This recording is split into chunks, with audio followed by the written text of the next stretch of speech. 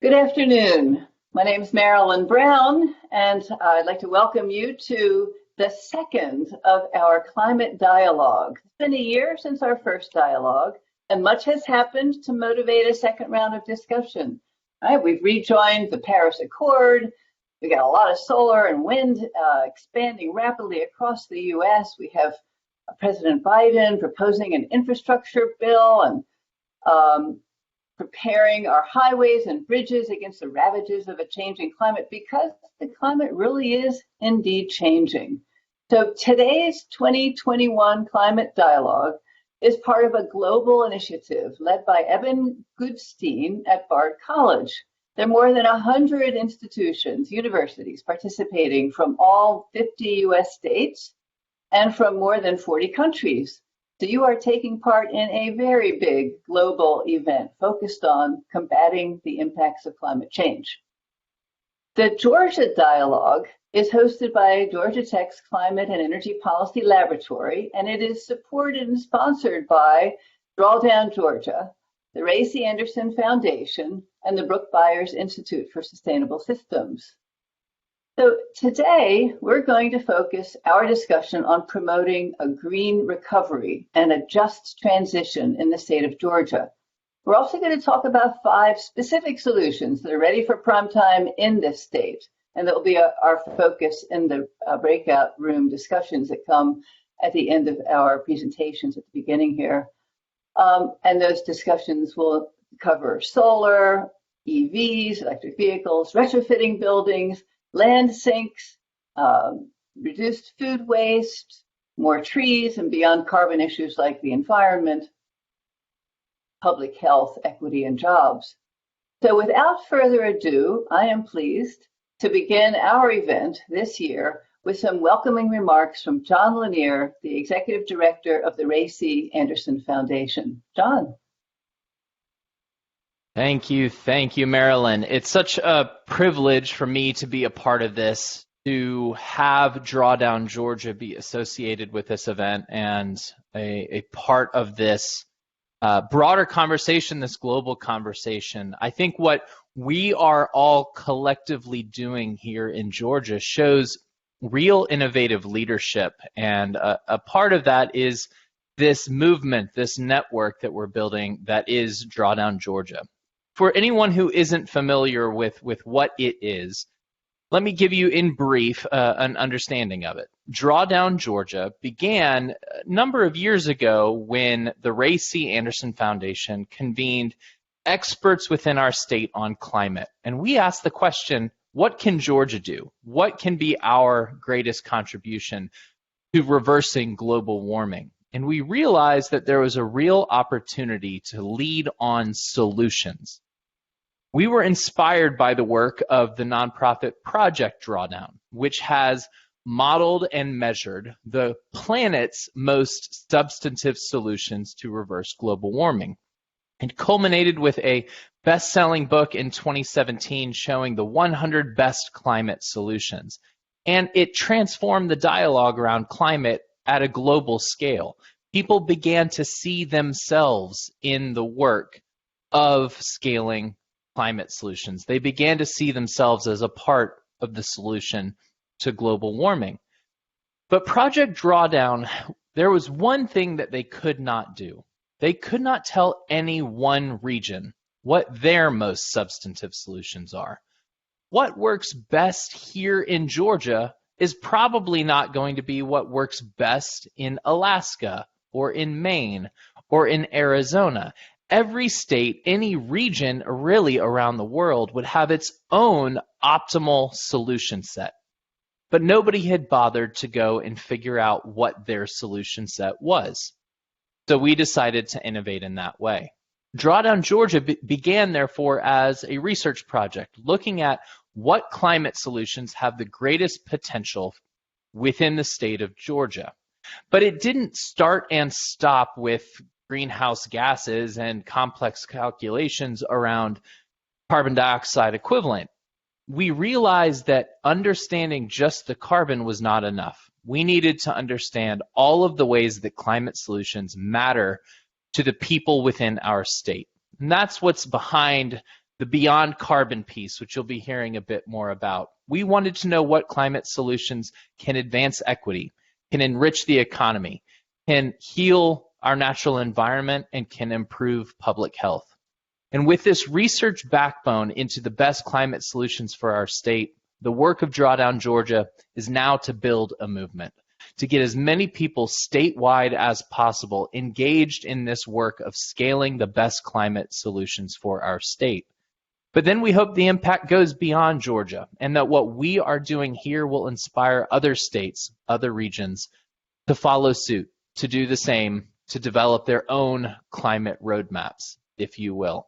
And gatherings like this, conversations like this, are a part of building that movement. So I am extremely grateful to Georgia Tech and your partnership in bringing this research to life, to the other universities, Emory University, the University of Georgia, and Georgia State, who participated in that as well. The panelists that you'll be hearing from for their individual and collective efforts towards Drawdown Georgia. Tonight's going to be a great opportunity to have really enriching conversations. So with that, I get to hand things over for remarks from Dr. Eben Goodstein, the Director of the Graduate Programs in Sustainability at Bard College.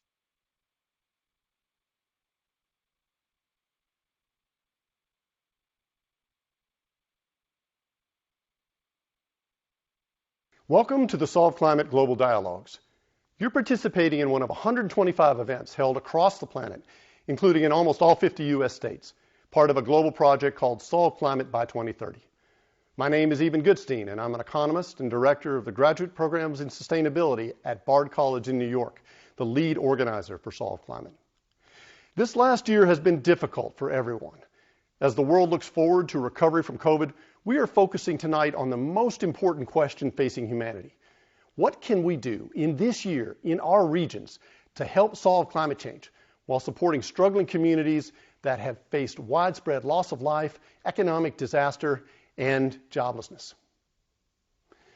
Worldwide, from Australia to Kyrgyzstan, from Colombia to Malaysia, and from South Carolina to South Africa, Solve Climate audiences are hearing from local experts and young leaders about concrete steps that can really help nations solve climate change while creating much-needed jobs and incomes for everybody. The year 2020 was one of the two hottest years in human history, bringing with it massive forest and grassland fires, record-breaking storms and hurricanes, and relentless rising seas.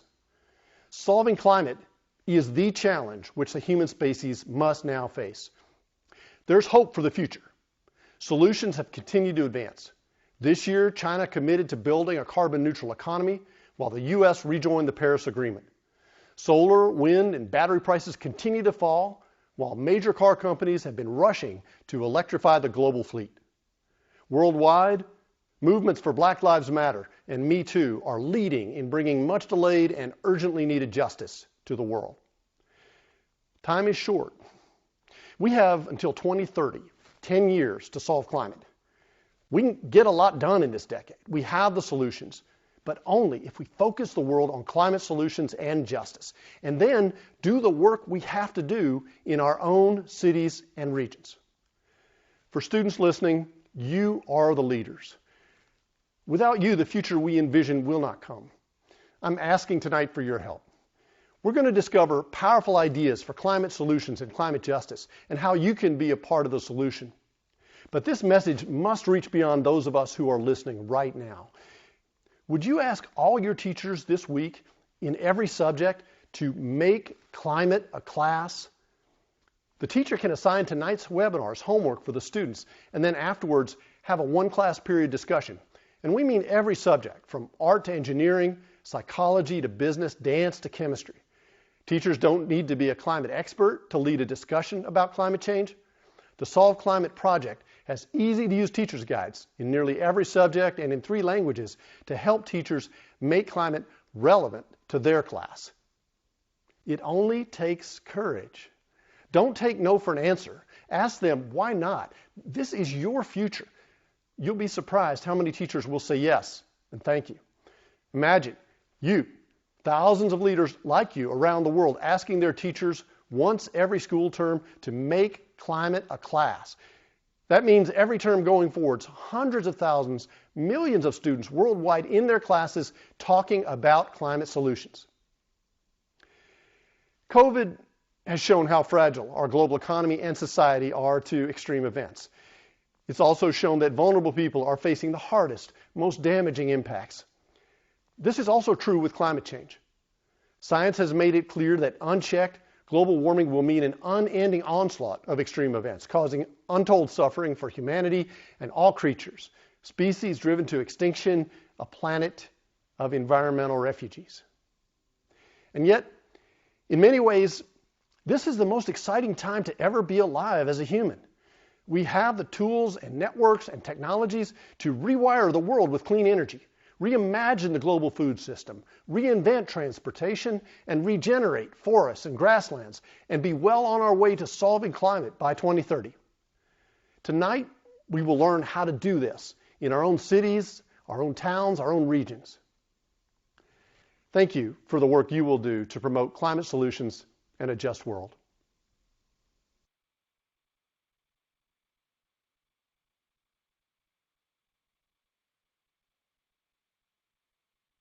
I'd like to ask Dr. Kim Cobb now, as we did last year, to explain why it is important for Georgia to address climate change over the next decade. Kim, can you answer that question? Thank you so much, Marilyn, for this opportunity to give an update as to where we stand and to remind folks about the urgency of rising to meet this challenge here in our state, and the opportunity that Georgia has to be a leader on the international scale for climate solutions. So let's recap a little bit about what we know from the National Climate Assessment as to the impacts that we can expect here at home in Georgia with a warming climate. First of all, in the title of global warming is heat. And the heat that we will be experiencing over the next decades is going to be extreme. And this heat has any number of impacts on our lives and livelihoods.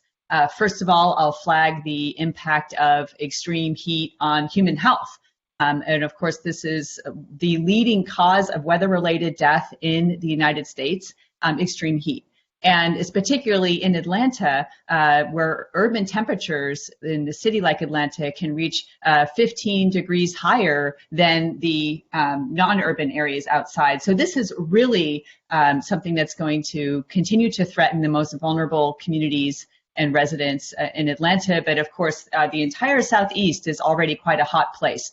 So right now we have on average 20 days that tip into the triple digits for heat index, a combination of temperature and humidity. And by 2050, that is expected to experience a fourfold increase, bringing those extreme temperatures to many more people's threat levels and, of course, damages that we'll have to hopefully get in front of and mitigate.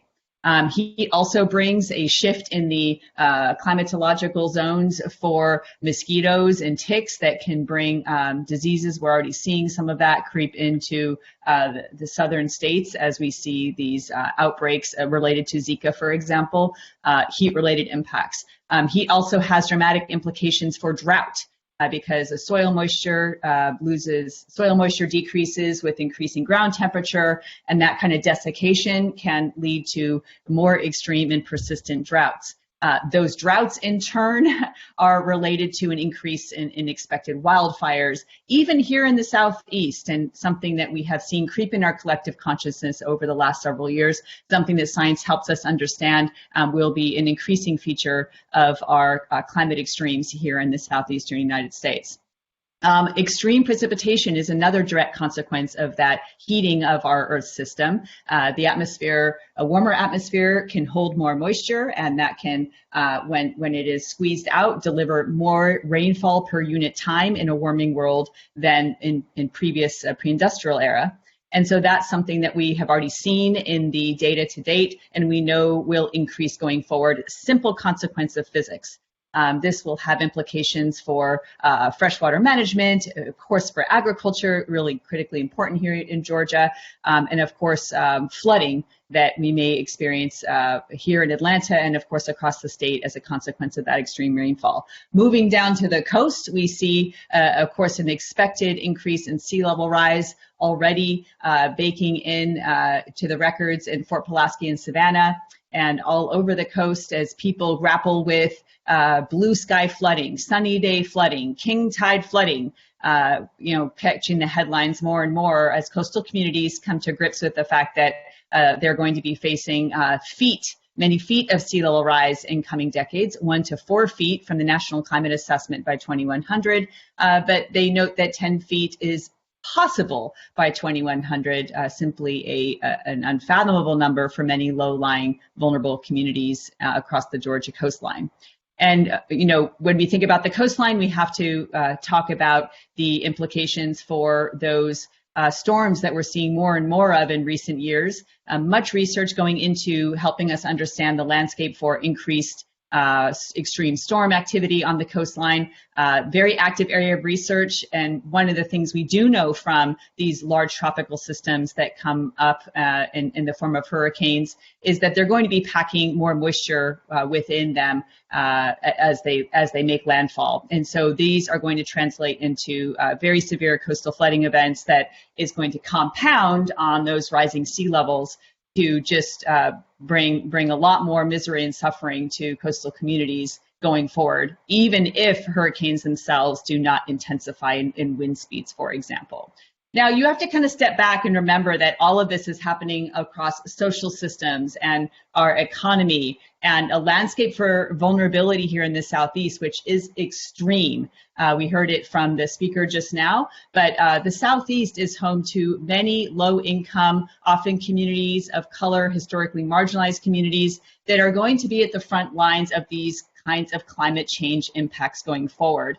And certainly we have an opportunity as an institution like Georgia Tech to step up and to think about how we can work with communities today with the knowledge of the impacts that are coming forward to really think about helping folks become more resilient and more capable of thriving through these kinds of coming impacts.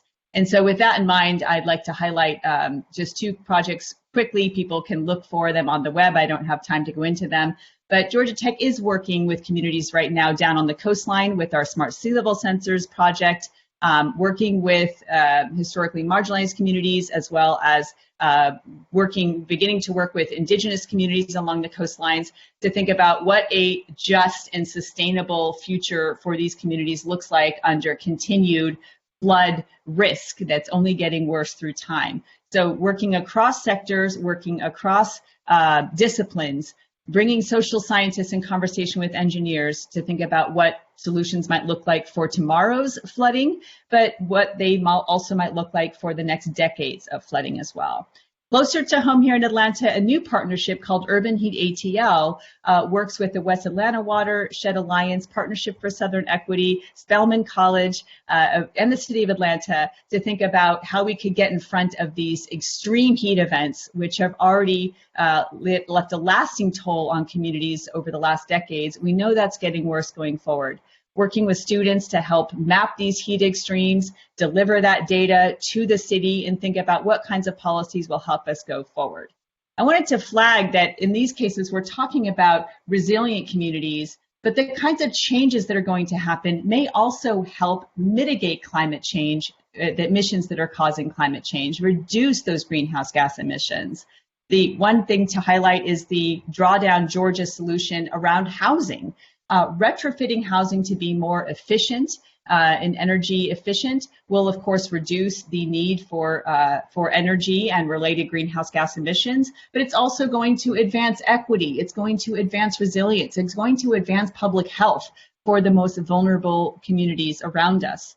Down on the coastline, the story is very much the same.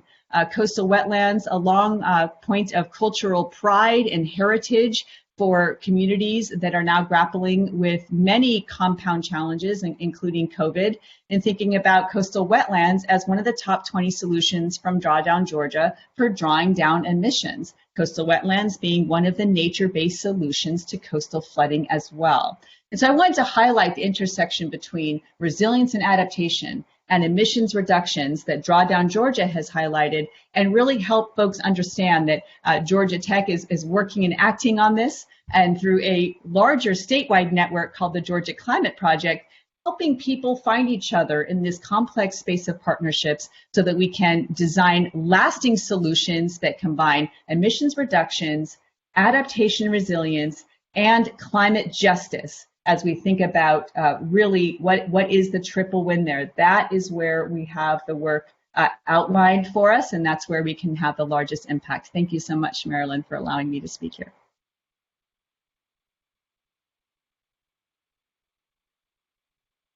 Tim Eccles is our next presenter. Tim is a commissioner at the Georgia Public Service Commission, been very active in these areas of clean energy and addressing climate issues.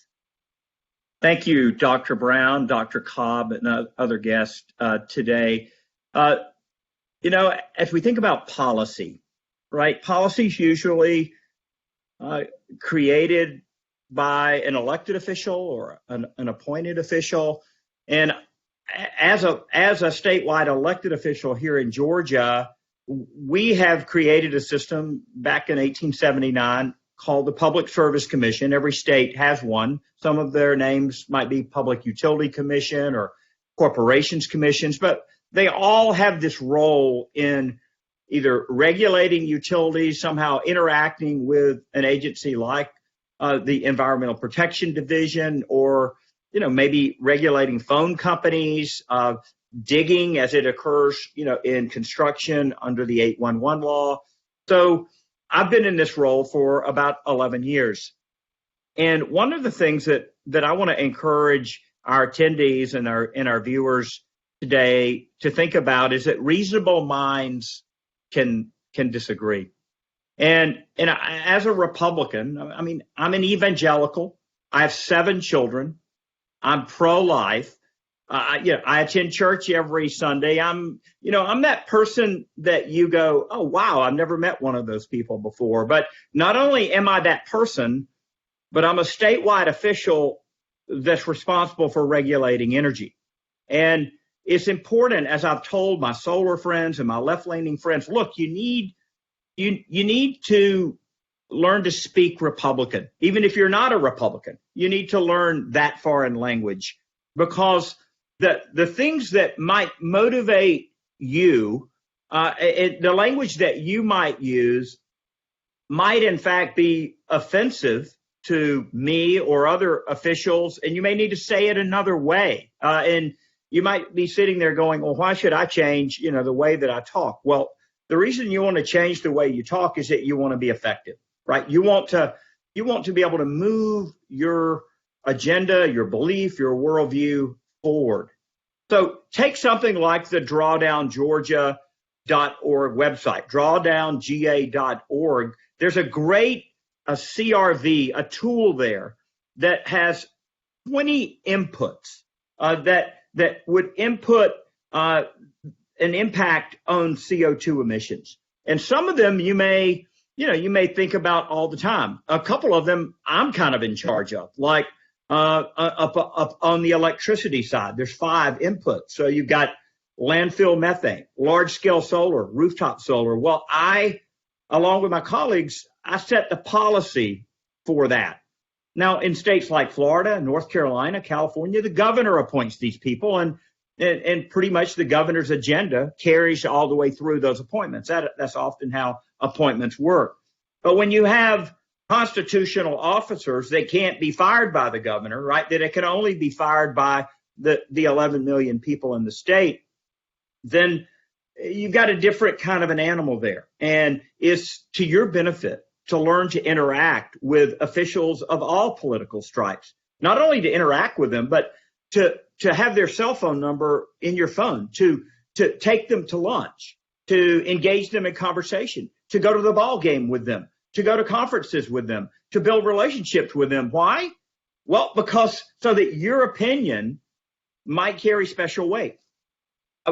There are folks that come to the commission that don't necessarily agree with that. There are people that come to our commission that think, I have an opinion, you should listen to me, we should do this by consensus leadership, and and that might work in a Florida or a North Carolina. It doesn't necessarily work in our state because I've been duly elected to do this job.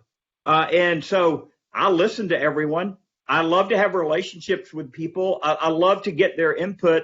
But at the end of the day, I'm going to do what I think best. I'm not necessarily going to take a little bit of what everybody says and add it in and sprinkle it in and come up with a policy.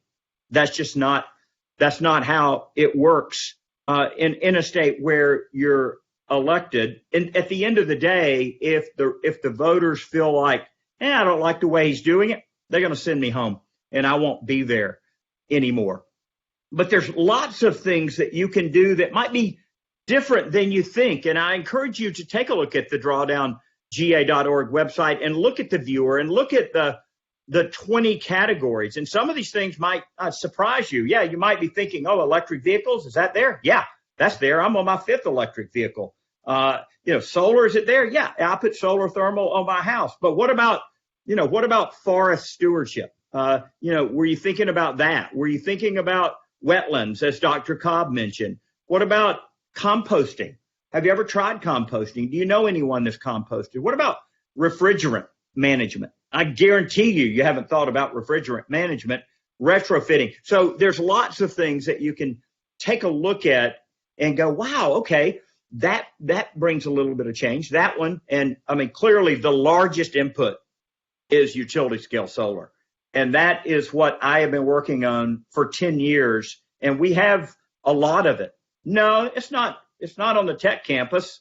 It's down in some of the poorest black counties in Georgia, Taylor County, Twiggs County, counties that have lost industry, high unemployment, low tax revenue, and that solar's gone in there. And in Twiggs County alone, it is half of the tax digest. Big, large-scale solar has been so good for the state of Georgia, especially for poor counties. So there's lots that we can do and talk about, but I want to introduce our next speaker. His organization is an intervener, we call them at the commission, Nathaniel Smith with a Partnership for Southern Equity. And his team is regularly there and giving input into how things should be done. So our next presenter, Nathaniel Smith. Welcome, Nathaniel.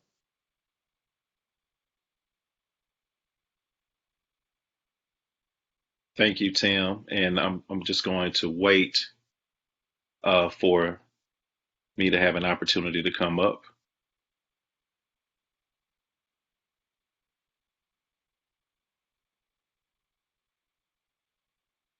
See you. Go ahead. You can see me? Okay. I couldn't see myself. Yep, you're on.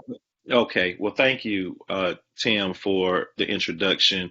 I've been given the honor to speak a little bit about this conversation about beyond carbon.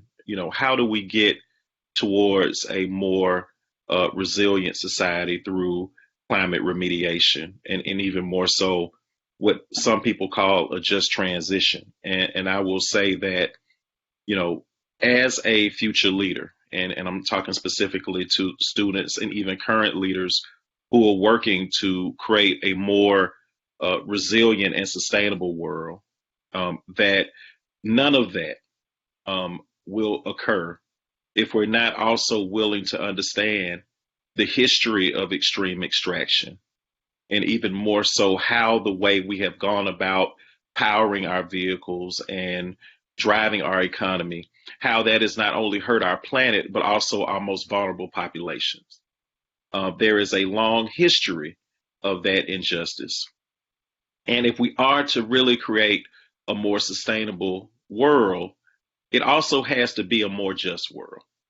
And I believe, and my colleagues at the Partnership for Southern Equity, along with our many partners who are engaged in critical dialogue like the Integrated Resource Plan, which will be happening soon at the Public Service Commission, and other key areas where we're lifting up the voice of the most vulnerable, believe that we are in a unique moment in time where we have the right administration in place that understands the importance of racial equity, understands the unfortunate past, but even more so is willing to leverage this urgency around creating a cleaner economy, a cleaner society, leveraging those opportunities as a way to create a more just economy. And as we look towards opportunities like energy efficiency and retrofits, opportunities like solar, opportunities like battery technology, or the development of resilience hubs, we have an opportunity to not only create energy justice within the context of the various challenges that communities face that are energy burdened. Right now, in the city of Atlanta, half of our poor in the city of Atlanta pay almost at least 10% of their income on utility costs, and the national average is only 3%. So yes, through energy efficiency and retrofits and other forms of clean energy, we can hopefully change those challenges into opportunities by way of creating jobs and workforce development opportunities for many of the communities that would benefit from our transition, but may not necessarily have an opportunity to benefit economically from that transition. So it is critical and important that as we continue to move forward, and I have the honor of participating as one of the chairs of Drawdown Georgia, where we've creating and convening a space for various perspectives to come together to talk about how we can create a more carbon neutral Georgia. But at the same time, the leadership understands that is not enough, that creating a carbon neutral Georgia is not enough. It's also about how can we leverage this urgency around realizing a more carbon neutral Georgia.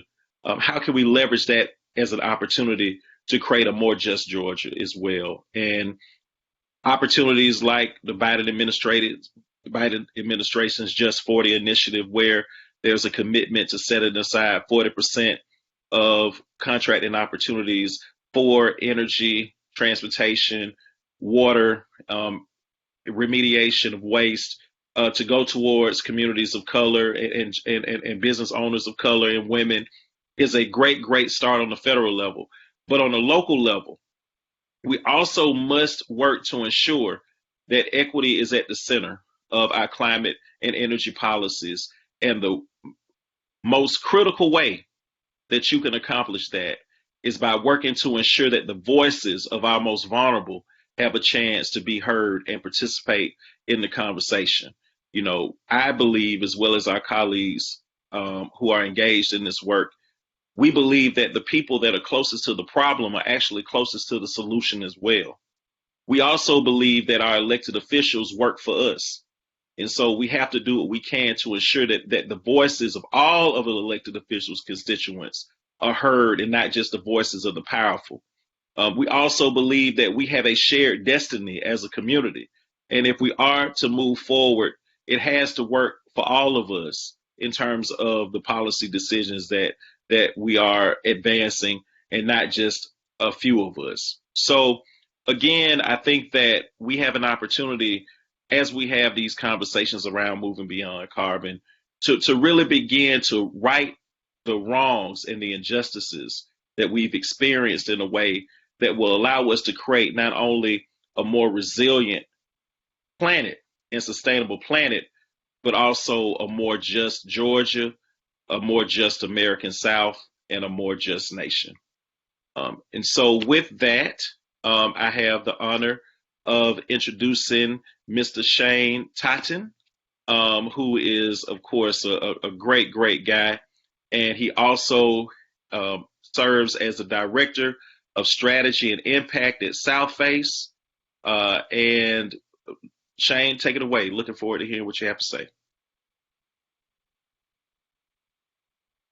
Thank you, Nathaniel. I appreciate that kind introduction. I'm Shane Totten. If you're not familiar with Southface, we are catalyzing a regenerative economy through responsible resource use, social equity, and a healthy built environment for all. And to put it simply, the only buildings that are consuming energy and emitting carbon are the ones that are here today. The average age of a U.S. commercial building is 50 years, and the average age of a U.S. single-family home is 47 years. 2/3 of the buildings that are here today are going to be around in 2050. So that means that some of these buildings that are already 50 years old are still going to be in service in 100 years. So buildings consume about 40% of the energy created in the United States, and they're responsible for about the same amount, 40% of the carbon emissions.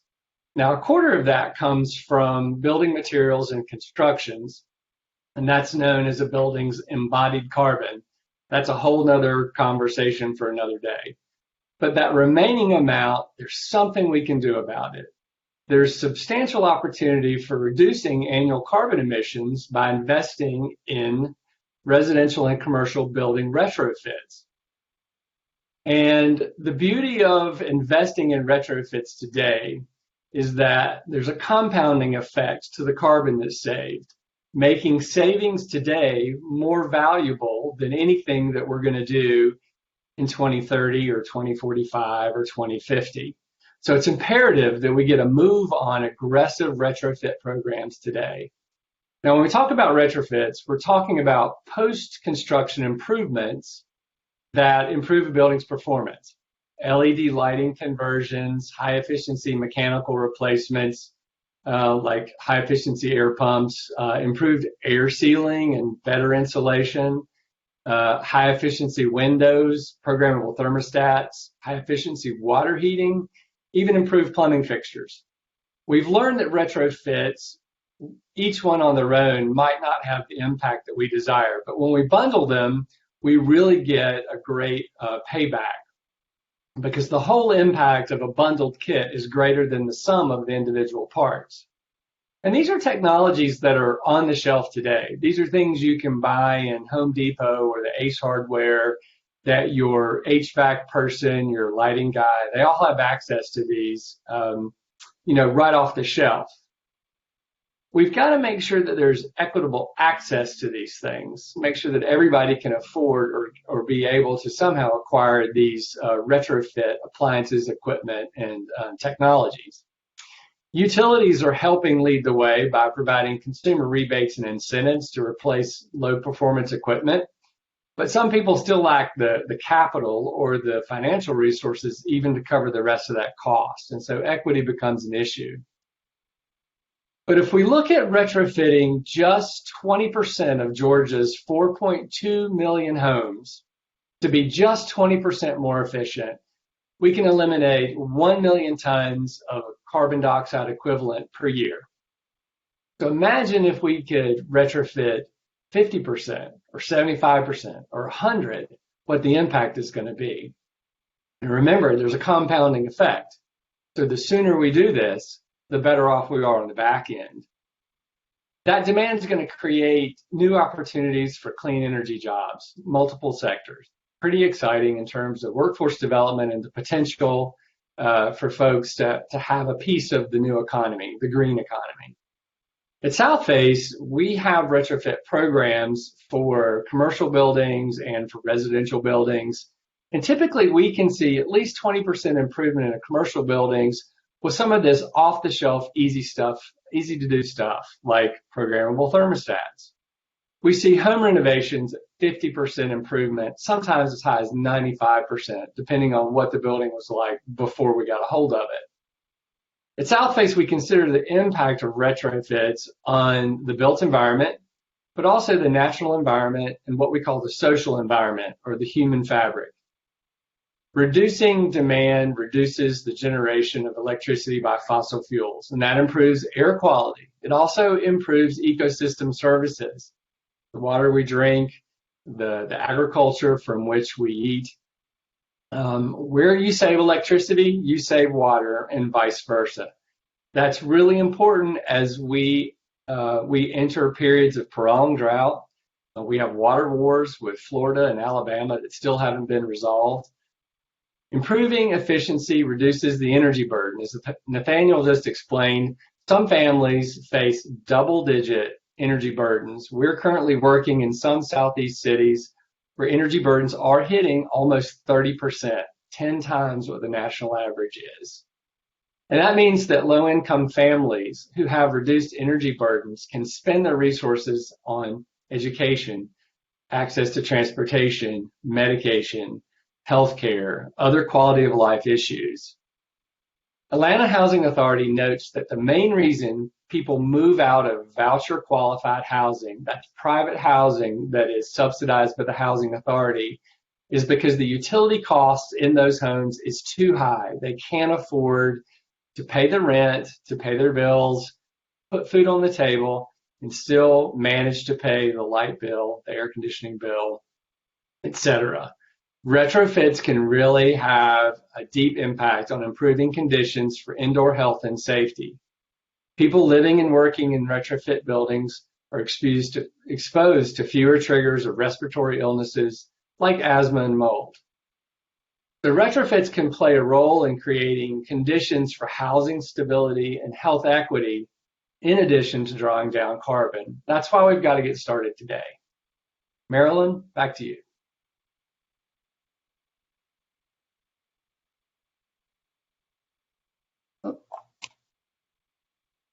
There we go. Okay. We're just about on schedule, a little bit behind. I thought that perhaps I would take a minute to note some of what I heard, highlights from our panelists. And then while I'm doing that, we have some students that are looking at the questions that have been tagged. And if you have a question or you like a question, go ahead and vote for it or flag it, and our students will assemble the questions in order of their popularity. So just running through some of the key things that I heard. Kim, you noted the impact of climate change on our urban population and particularly the need for housing rehabilitation and retrofitting for families in urban areas with high energy burdens. Nathaniel mentioned the 10% average in the low-income zip code areas in Atlanta relative to 3% for the rest of the population. Kim also talked about issues of sea level rise and the opportunity for coastal wetlands to become negative sinks for emissions. I wanted to flag for each of the speakers some of the key items that they talk about that we have been researching in Drawdown, Georgia. And those are some of the issues, coastal wetlands being one of the 20 solutions that we've flagged. Tim Eccles has had a great introduction talking about our need to think Republican. To be effective, we've got to interact with officials of all stripes. Thanks for the plug on our solutions calculator at the website, Drawdown Georgia, and for noting that the biggest potential is the swing solution of utility scale solar, which is being built in rural Georgia, in some of the poorest counties in the state. Note a theme of all of our speakers on equity and opportunities for the most disadvantaged. Nathaniel Smith, we need a more resilient society through climate remediation. Talked about how people, I hadn't heard this before, but I wrote this down as a quote, people who are closest to the problems are also closest to the solutions. I always get a good quote when I hear Nathaniel speak every time. We have a shared destiny. We need to build back better with equity at the center of our climate and energy policies. James Hutton talked about equitable access to retrofit appliances, equipment, and technologies. Rebates are available, tax breaks are available, but not everyone can afford the initial cost of purchasing these appliances, smart appliances, for instance, even with subsidies, and not everyone can take advantage of income tax breaks.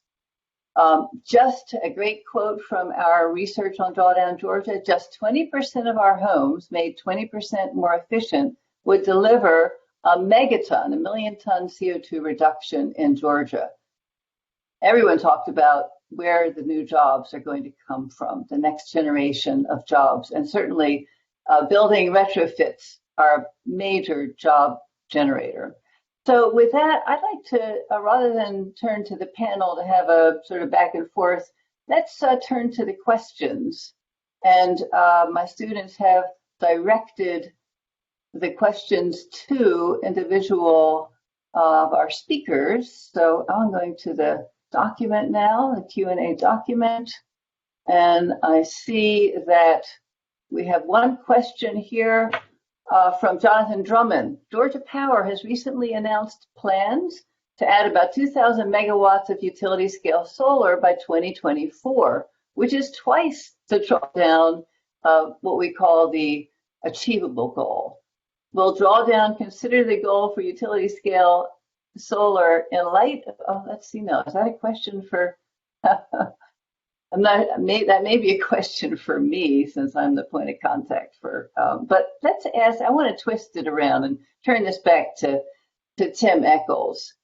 Should we reconsider our goal and expand it given the commitment of Georgia Power to more utility scale solar than we had anticipated? Tim, what do you think? Yeah. First, they haven't made any commitment. They're just doing what I've told them to do or what the commission has told them to do. So, they came to us with a plan. It had far less solar in it in 2019, and we essentially doubled it. And we're adding over that 3-year period from 2019 to 2022 about 2,200 megawatts. Next year, during the integrated resource plan, which is an every 3-year planning period, Nathaniel mentioned it, we will consider more solar. Who knows what Georgia Power will volunteer to do? But my guess is we will make them do more than they want to do. And so it's a very reactive role for me. Georgia Power's proactive. They come forward with a plan, and it's not just a simple one-pager. It's like 20 notebooks, and we debate it. We have hearings. We have witnesses. Every word is recorded by a stenographer. And then in the end, after everybody's had their say, the 5 commissioners have their say, and that becomes the policy. All right. Thank you. While I turn to Shane Totten, Tim, I want you to think about a question that's a little bit more difficult, perhaps, which is all about the learn to speak Republican. Can you give a particular example of 2 different leaning statements that say the same thing? So giving an example of how to do that. But first, let's go to Shane Totten.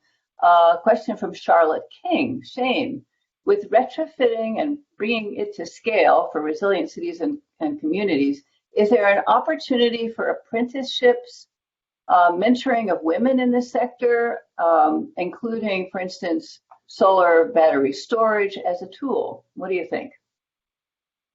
I think absolutely. I think that not only should there be an opportunity, there has to be an opportunity for women, for people of color, for anyone who's seeking to have a livelihood and to thrive in what Southface calls a regenerative economy.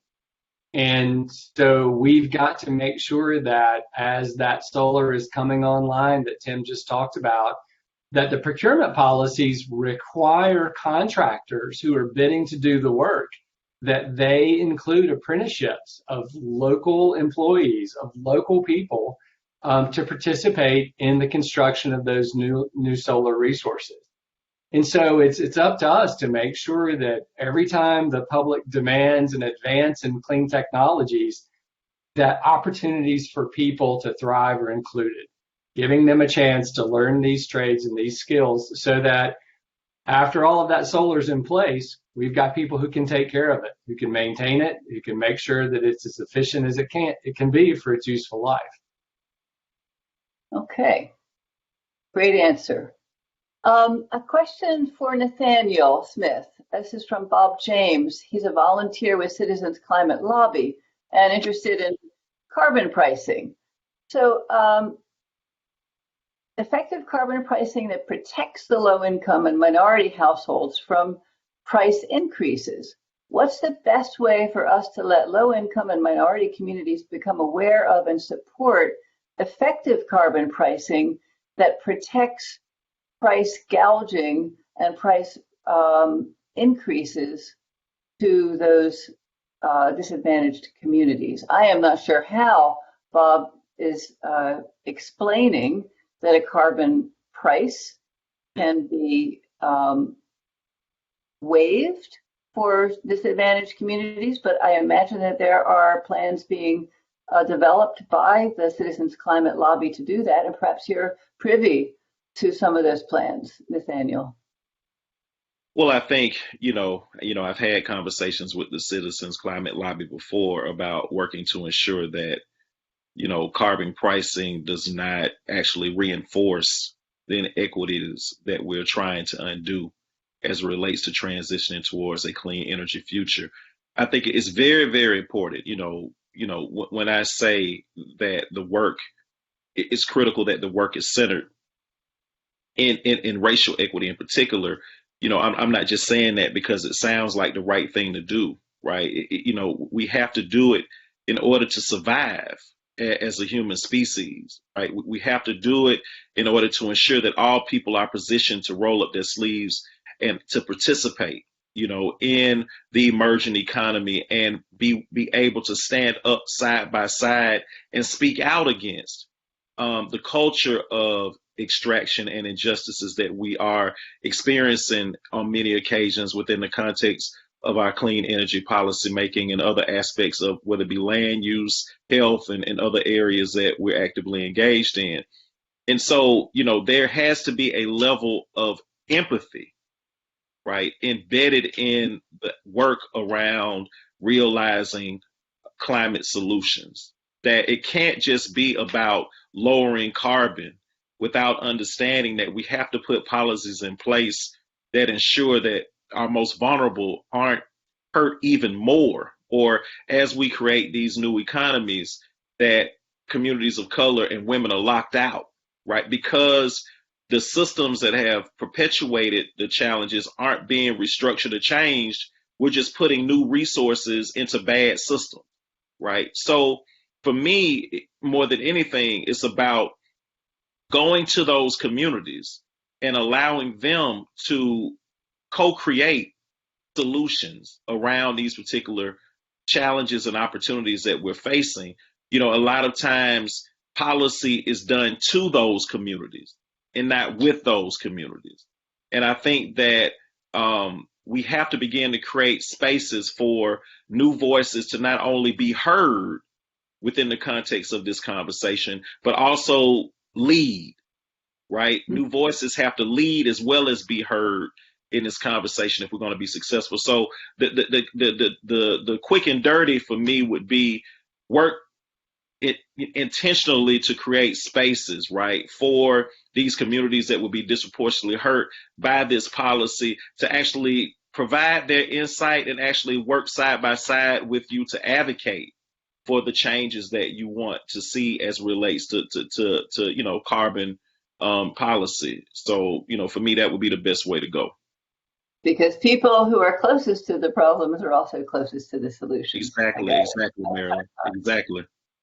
I want to turn to Tim now. You were given a few minutes to think about the question about Republican speak, right? And this was asked by Michael Ard Kelly, who says he's constantly putting his foot in his mouth. He wants a better idea of, how to prevent that. What advice do you have for him in terms of speaking Republican? Yeah, so instead of saying, to my colleagues or to me, oh, we've got to do more solar because of climate change, and I'll just fill in the blank with a number of very, say Democratic talking points. We've got to do it because of that. So instead of doing that, come to us and say, clean energy jobs are great for Georgia. They're providing a higher wage. I remember sitting, Dr. Brown, with a crew in Bainbridge, Georgia. I sat down with a group of African American workers who were working on a large solar array. They were eating their lunch. I sat down and had lunch with them. And I said, do you guys mind me asking where you worked at before? And the guy said, I worked at Home Depot. I said, do you mind me asking how much you made per hour? He said, I made $12 an hour. I said, what are they paying you here? He said, I'm getting paid $15 an hour here. And I'm not only going to work here, but when they go and do this other project in Taylor County, I'm going with them because I like this job. There's opportunity for advancement. So jobs, that's something that speaks to us. Increasing a tax digest and helping poor counties. That's something Republicans are very interested in doing. Using technology Republicans love technology. So we want to use that technology. We want to make Georgia part of the supply chain. So you speak with more economics, and you don't say the sky's falling. We've got 12 years. Oh no, Jekyll Island's dropping off into the ocean. No, get rid of the extremist stuff and speak more logically, more calm, more economically. Okay, good.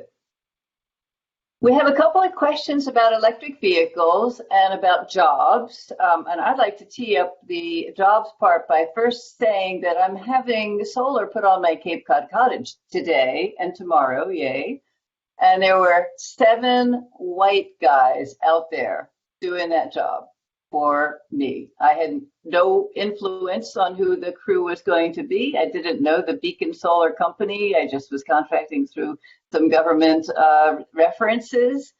So the same with electric vehicles. We have this push to build out our recharging infrastructure. Who are we going to see on those job sites when those 500,000 new recharging stations get built across the country? And how do we make sure that they are representative of the people who most need jobs, qualified people who can be trained? Maybe you'd like to start, Tim, and I'd like to get Kim involved in this too, because I know she's thought a lot about jobs. Our technical colleges are a great resource, and some of the programs are practically free. And certainly we need more electricians, welders, pipe fitters. And I often say that a welder at Plant Vogel makes more than a drama major from the University of Georgia out there serving as a barista. I'm all about the tech jobs, and it's just a matter of us educating in our low-income communities and letting folks know that these opportunities are available. I did a special program at Savannah State, a STEM program for African-American students at that historically black college there, and I put a panel of African-American engineers, chemists, GBI officials up in front of them because I want them to consider these jobs that are very high-paying jobs. And they had never had a panel like that at Savannah State. So I think it's incumbent upon all of us, Marilyn, to help our communities of color see that these opportunities are out there and that they are jobs that can advance them, their families, and provide a greater prosperous life than maybe their parents had. Kim, can you add to that? What's your view? How can we get greater diversity into the job market? Well, I'm not an economist. I'm a climate scientist, but I will share some bright points that I think outline the role that institutional partnerships can play in helping our youth connect those dots and to get engaged within their earliest exposures in college to these kinds of careers that Tim has been talking about just now. So one of the things we're really excited about at the Global Change Program at Georgia Tech is a internship program for the summer that really helps. I think it's 12 students total that we're placing in the space of these technological sensors. Tim said it. Everybody likes technology. So how can we help the students who are at Spelman College and at Georgia Tech through these unique partnerships? Savannah State is another partner down on the coast. Really engage in these kind of summer internship opportunities alongside researchers who are working at the cutting edge to bring technology to bear on these climate challenges today to help communities today and tomorrow.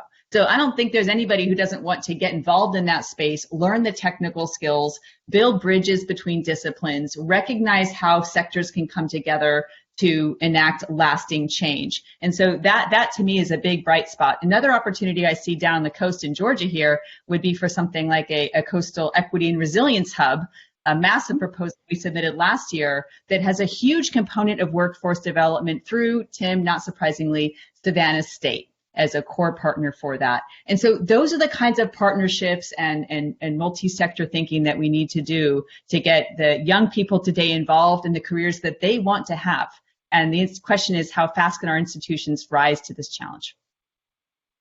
Well, that is a great segue to my thank you to all of the students who have helped with us today, and going into the breakout sessions, who are our future bright minds in this space. So before we transition to the breakout rooms, I want to thank the team, since we won't be coming back together again after the breakout session. Thanks to the panelists, to John Lanier for introducing the afternoon, for the attendees, the Drawdown Georgia team, the Racy Anderson Foundation, the Brook Byers Institute of Sustainable Systems, Mia, Lindsay, Ainsley, Shivali, Jeff, Yufei, Jeffrey, Ollie, Bonnie, Snehal, and Jonathan. Lots of students have been engaged, and we're so proud of them. So we can now go to our breakout discussions. Remember, we as panelists need to first mute our mics, and I guess go to another room, another website. And the links to those websites are in our instructions from Lindsay McKinsey. We'll see you soon in another room. Thank you.